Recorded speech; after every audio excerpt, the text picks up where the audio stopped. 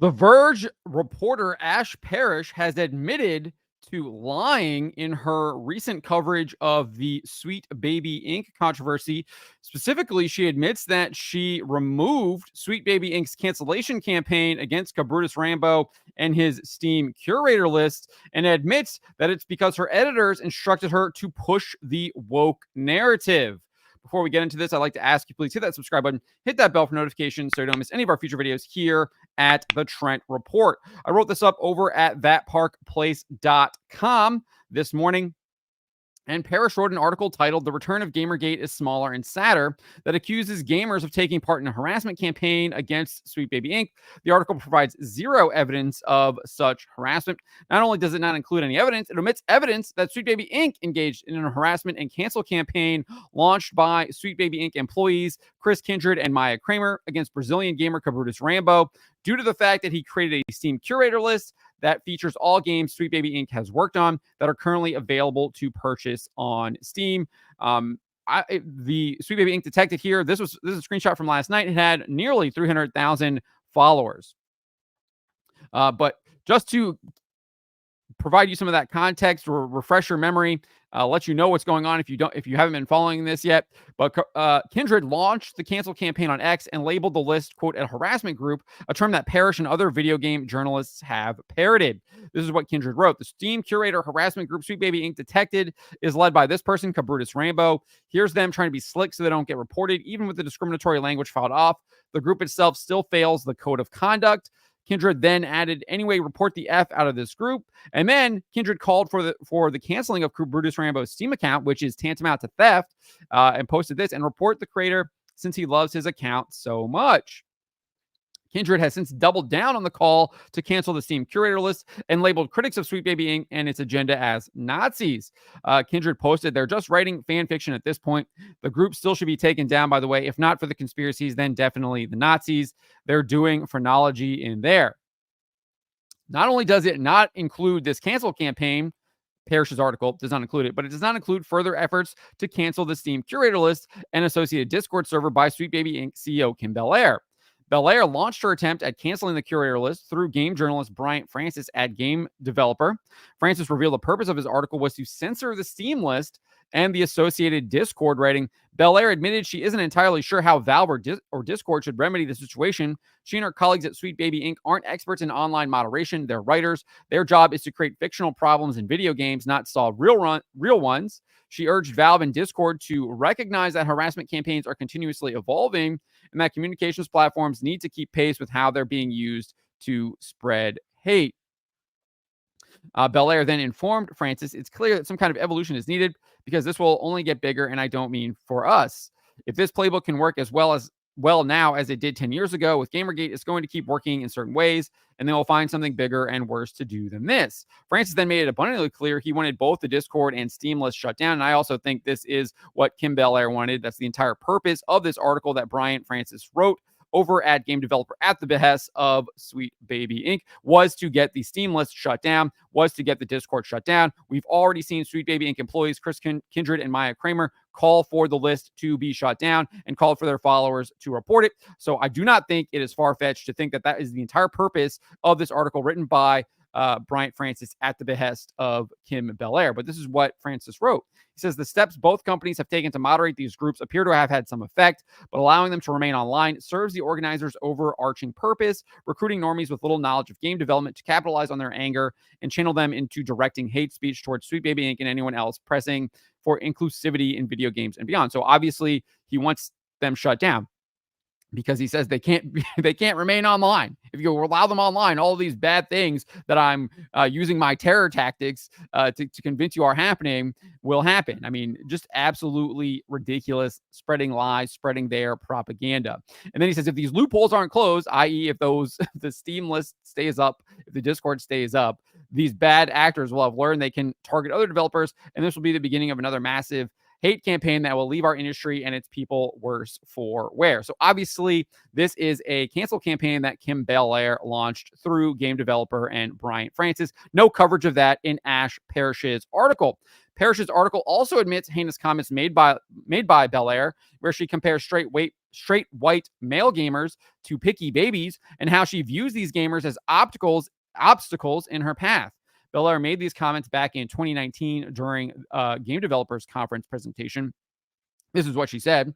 I think in our industry and in so many creative industries, if you want to look at film and television and any art form, we start treating our core demographics as a fixed and static value, something that does not want to change and something that is locked in place. So despite the changing face of audiences, despite the changing face of conferences like this one, we still look at our core demographics and say, okay, they're white, cis, hetero male. So obviously she's using pejoratives there, using slurs, obviously showing her own prejudice. Nevertheless, she goes on and says, and we cater almost exclusively to them. And the problem is that we don't just cater to them like, here's something that we think you'll enjoy. We cater to them like a picky baby. So she's calling straight white males picky babies. She goes on and says, we feed them the same thing that we know that they love, and we keep on feeding it. We're like, here you go. We know you love it. Eat this, eat this, eat this. So then when they get anything else, they react as a picky baby would, which would be like, oh, no, thank you. I do not want this. And we've actually done this so long that what we're doing is creating an entire nation of picky babies, and they make us scared to deviate from what we actually want to do, just in case these picky babies don't want to play our games. So obviously extremely patronizing, extremely discriminatory, extremely racist, because she is clearly being prejudiced towards people of a certain skin color.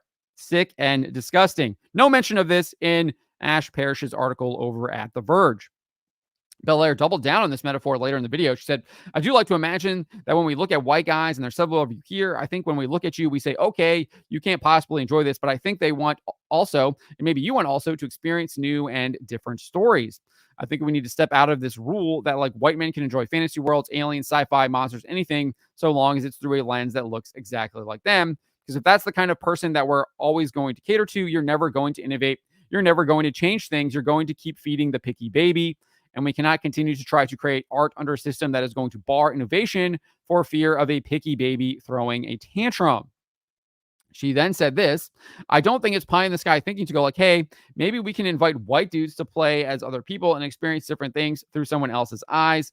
And if they don't like it, we have to start thinking we're not losing, they're losing, and we're losing because we're going to let them stand in the way of our progress and our innovation. So she's clearly saying that straight white males are standing in the way of her progress and innovation. She sees them as obstacles. She sees them as enemies. And it's very clear that she does this. I mean, she's describing them as picky babies. She's describing them as potentially throwing tantrums. I mean, just absolutely sick, disgusting stuff coming from Kim Belair. No mention of it whatsoever from Ash Parrish. Parrish also admits Belair also admits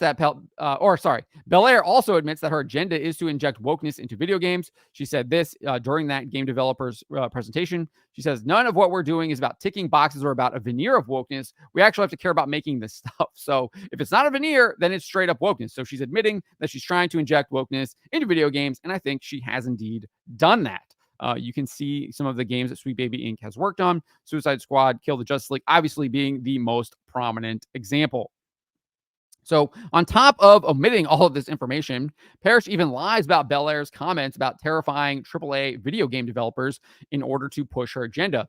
So in that game developers conference, Belair literally tells the people there to start terrifying their own employees and bosses in order to push her agenda, which is to inject wokeness into video games. But this is how Parrish frames what Belair says. She says the most widely circulated example involves clips of a talk Belair, a black woman, gave at the Game Developers Conference in 2019.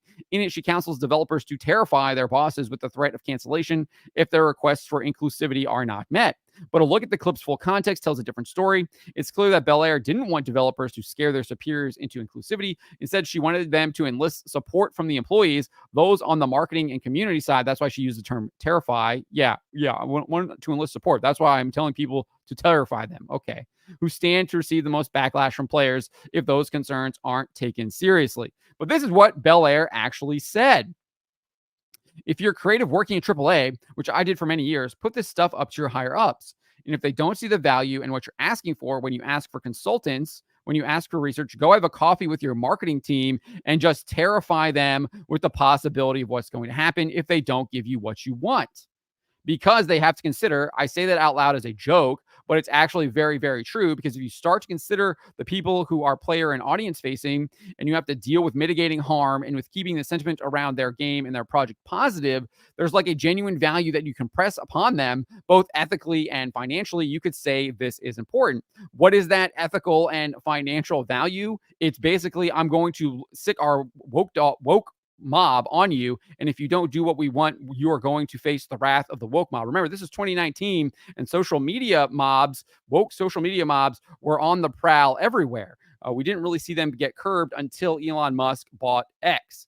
And then we also saw all of the social media companies were beholden to these woke mobs through the Twitter files and all of that stuff that was released once Elon took over. So that's exactly what she is threatening to do with these, telling people, these AAA people working in creative, to do to these marketing people, threaten them with the terror of a woke mob. And we saw what those woke mobs eventually did in real life. They burned down cities, they destroyed people's businesses, they took people's lives. She then elaborated, saying, it's also a valid discussion to have, because if you're working with a thin narrative budget and you work in AAA, I think you'll be pleasantly surprised or dismayed by the amount of money that marketing can give you. So she obviously is telling them to terrify them so that the companies will then go to her and she can enrich herself, much like we saw Black Lives Matter do during the Summer of Love in 2020, when the leaders literally started buying mansions out in California with all of the donations they received from people. So Parrish admitted to omitting the information in order to defend the company and spin a narrative that would make the Sweet Baby Inc. look good. In DMs that were shared by X user Your Read This WR1, Parrish explained why she chose to lie in her article. We're not going to agree, and that's fine. We don't have to. I don't agree that Kindred calling for the report of the Steam list, Cabrutus, constitutes harassment. So right off the point there, Ash Parrish is admitting that trying to steal Cabrutus's games, get his Steam account shut down, launch a targeted harassment campaign against him is not harassment. This is the type of person we're dealing with here, and it just gets worse.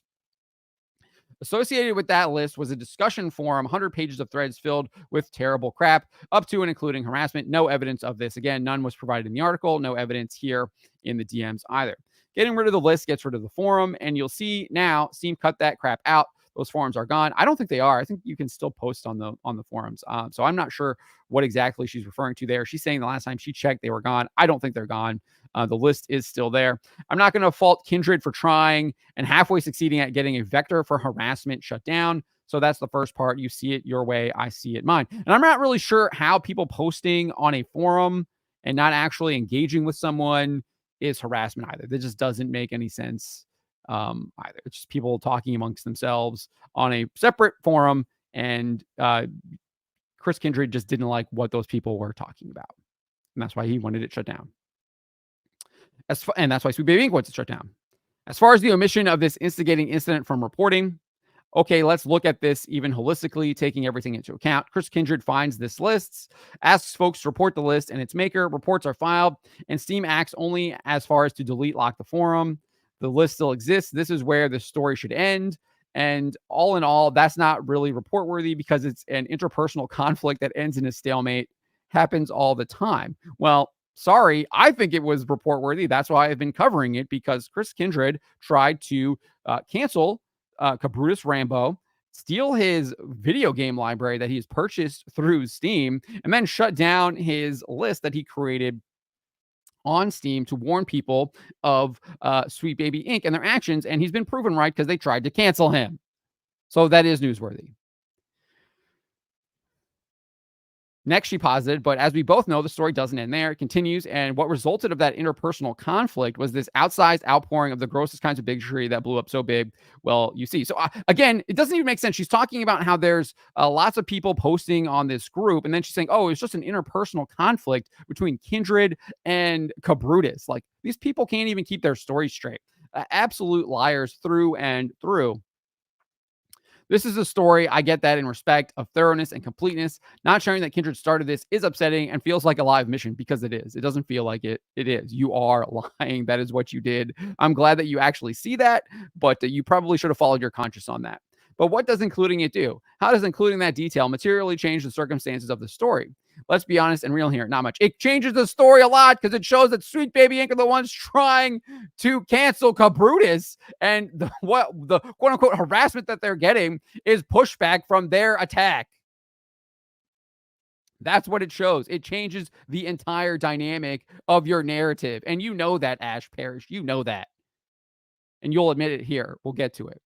Parrish continued, does what Kindred did with his tweet warrant the response his boss, his company, journalists, and sympathetic developers received? No, not even close.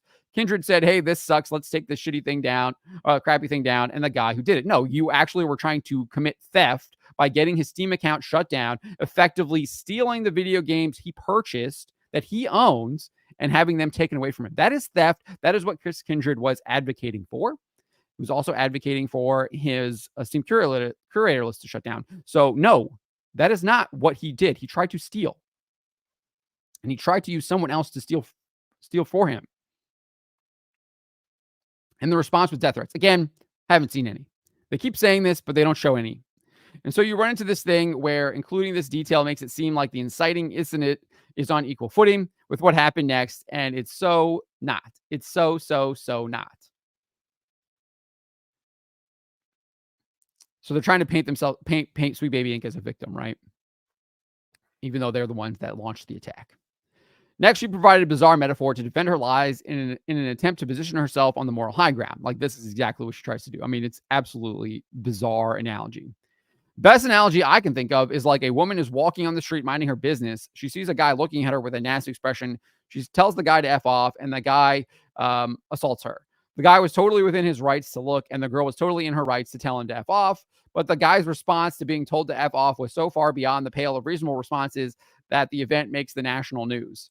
This is just utterly ridiculous and just an absolute lie. I mean, just a bizarre metaphor. Again, trying to paint themselves as the righteous, moral ones when they're the ones that are trying to commit theft and cancel a Brazilian gamer at that. Parrish would later claim she was instructed by her editors at The Verge to lie and omit the information to frame gamers as racists and misogynists. I mean, this is literally what she says here.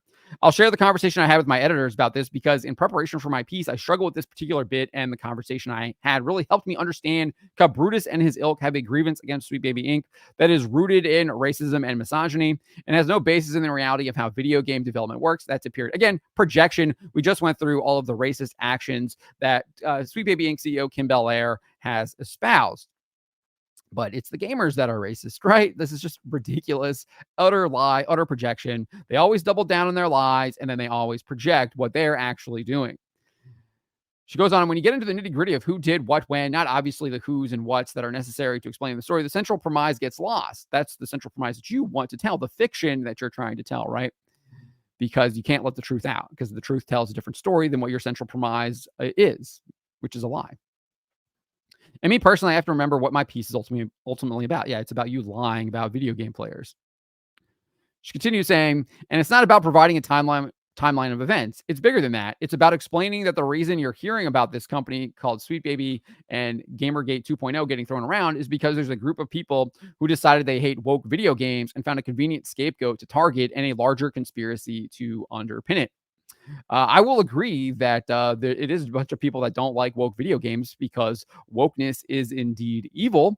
And what Sweet Baby Inc. is pushing is evil. What these video game companies are doing by hiring these consultant companies that push this stuff is indeed evil. So I will agree with that. And there is a larger conspiracy, which we are uncovering. I mean, we're seeing that the federal government is now connected with a lot of this stuff. We're seeing activist organizations like the ADL is connected to it as well. So yes, there is a conspiracy, but there is the conspiracy is real. Nevertheless, Parrish goes on. With that bigger picture thesis, those smaller details, even the ones considered important to the players involved, become largely immaterial to the story, right? So she's just admitting that, those facts that you might want to take interest in, they just don't matter because I'm really just trying to call gamers racists and misogynists. Furthermore, She said, Kindred's tweets and his gloating, however bad or ill-advised they might be, is not the fulcrum which this story is made or broken. I understand why you don't see it that way, why others have the anger that they do about it. And I'd urge you to think about it this way. This story, mine, Kotaku's, everybody else's, really honestly isn't even about Sweet Baby. It's not about defending them or protecting them specifically. It's bigger than that, right? It's about defending their woke agenda at large. Exactly. Thank you for admitting it. It's about explaining to readers that there's a group of people trying to fight another culture war within the video game space, just like 10 years ago. And they're using the same language and playbook, targeting the same kinds of people. But fundamentally, this movement isn't going to have the same outcome it did last time. These culture warriors are like Don Quixotes and have picked a fight they've already lost. That's absolutely not true.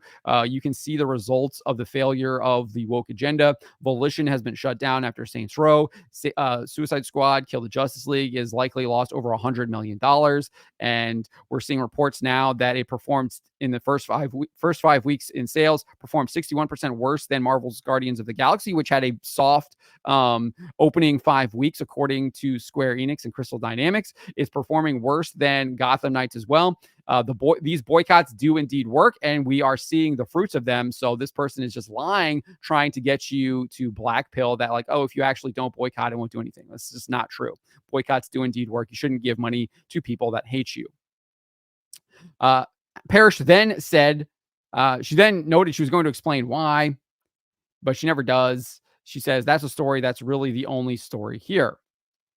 So that is what Ash Parrish had to say. She admits that she was lying. She admits that she was doing it to paint gamers as misogynist and racist. She doesn't care about the facts. She doesn't care about the timeline, because those things for her don't matter, because that ruins the woke agenda narrative that she is trying to push. These are the types of people we are dealing with here. These people are liars. They will lie to push their agenda. They don't care. They will lie, and lie some more, and continue to lie until they have convinced people that their lie is the truth. Unfortunately, their lie can never be the truth because it is a lie. And we must oppose this, and we will continue to oppose this, and I will continue to shine a spotlight on the truth, and I will continue to expose people like Ash Parrish who will lie to you and admit to lying to you.